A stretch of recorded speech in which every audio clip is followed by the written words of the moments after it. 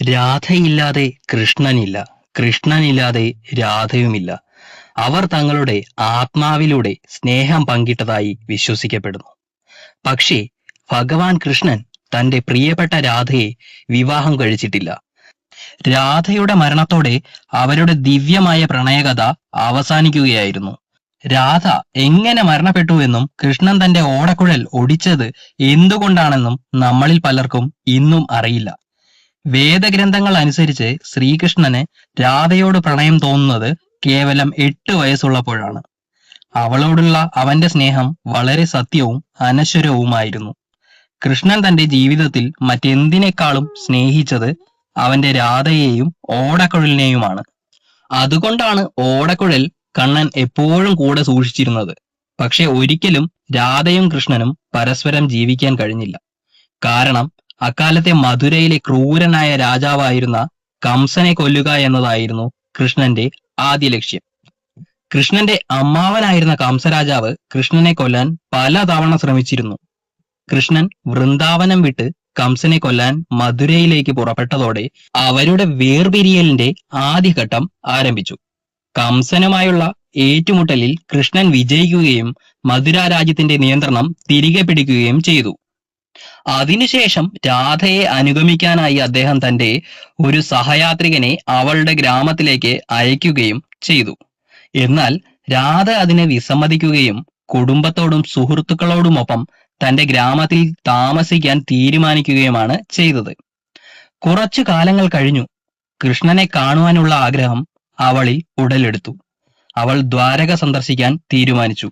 ദ്വാരകയിൽ എത്തിയപ്പോൾ രുക്മിണിയും സത്യഭാമയുമായുള്ള കൃഷ്ണന്റെ വിവാഹത്തെക്കുറിച്ച് അവൾ കേട്ടു. പക്ഷേ അതറിഞ്ഞെങ്കിലും അവൾക്ക് സങ്കടം തോന്നിയില്ല. രാധയെ കണ്ടപ്പോൾ കൃഷ്ണൻ സന്തോഷിച്ചു. ഏറെ നേരം ഇരുവരും പരസ്പരം സംസാരിച്ചിരുന്നു. ദ്വാരകയിൽ രാധയെ ആർക്കും അറിയില്ലായിരുന്നു. കുറച്ചു ദിവസങ്ങൾ രാധ കൊട്ടാരത്തിൽ താമസിച്ചു. അവസരം ലഭിക്കുമ്പോഴെല്ലാം രാധ കൃഷ്ണനെ കാണാറുണ്ടായിരുന്നു. പക്ഷേ കൊട്ടാരത്തിൽ രാധയ്ക്ക് കൃഷ്ണനുമായുള്ള ആത്മീയ ബന്ധം പഴയ പോലെ ആസ്വദിക്കാൻ കഴിഞ്ഞില്ല. അതിനാൽ കൃഷ്ണനുമായി ആഴത്തിലുള്ള ആത്മീയ ബന്ധം സ്ഥാപിക്കുക എന്ന ലക്ഷ്യത്തോടെ കൊട്ടാരത്തിൽ നിന്ന് പോകാൻ രാധ തീരുമാനിച്ചു. കാരണം വേർപിരിയലും കാത്തിരിപ്പുമാണ് അവരുടെ ബന്ധത്തെ കൂടുതൽ തീവ്രമാക്കിയിരുന്നത്. താൻ എവിടേക്കാണ് പോകുന്നതെന്ന് രാധയ്ക്ക് അറിയില്ലായിരുന്നു. അവളുടെ അവസാന നാളുകൾ പൂർണ്ണമായും ഏകാന്തത നിറഞ്ഞതായിരുന്നു.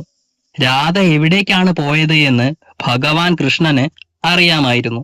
അങ്ങനെ അദ്ദേഹം രാധയുടെ അടുത്തെത്തുന്നു. രാധ തന്നിൽ നിന്നും എന്തോ ആഗ്രഹിക്കുന്നുണ്ടെന്ന് കൃഷ്ണന് മനസ്സിലായി.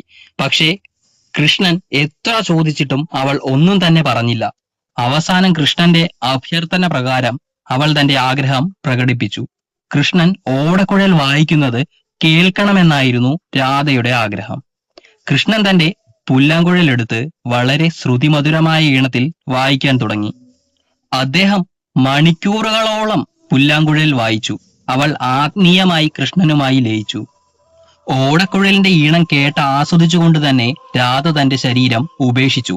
രാധയുടെ മരണം താങ്ങുവാനാകാതെ കൃഷ്ണൻ തന്റെ പ്രണയത്തിന്റെ പ്രതീകാത്മകമായ അന്ത്യം എന്ന നിലയിൽ ഓടക്കുഴൽ ഒടിക്കുകയും കൂടാതെ പിന്നീട് ഒരിക്കലും കൃഷ്ണൻ ഓടക്കുഴൽ വായിച്ചിട്ടുമില്ല. കാലം എത്ര കഴിഞ്ഞാലും അന്നും ഇന്നും വിശുദ്ധ പ്രണയം വിരഹമാണ്.